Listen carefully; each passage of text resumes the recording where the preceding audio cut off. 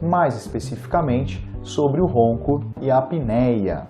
E o que é o ronco?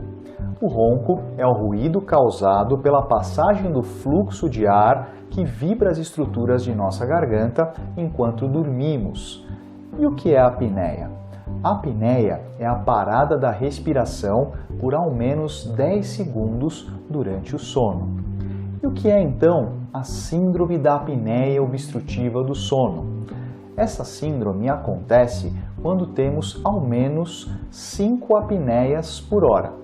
Ela pode afetar até 33% da população adulta. E quais são os sintomas mais comuns relacionados a essa síndrome?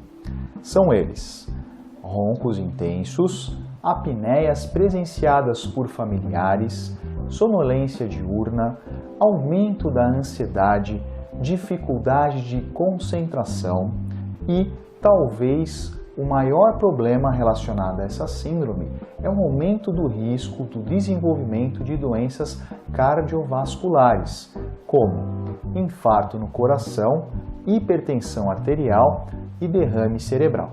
Já nas crianças, essa síndrome pode levar a um mau rendimento escolar e um mau desenvolvimento das arcadas dentárias e inclusive da face. E como fazemos o diagnóstico? O diagnóstico é feito através de uma consulta médica e confirmado com o exame de polissonografia.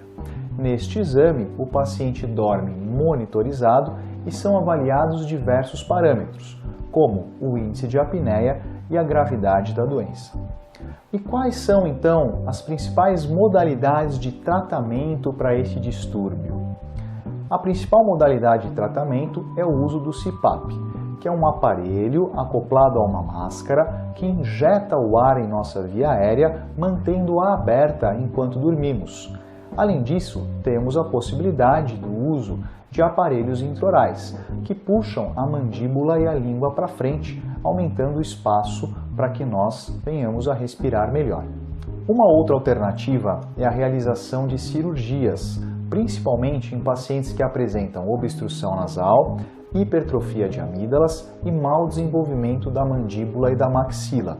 Essas cirurgias visam desobstruir a via aérea, facilitando também a respiração durante o sono. Caso tenha alguma dúvida, não deixe de nos contactar, ficaremos felizes em ajudar.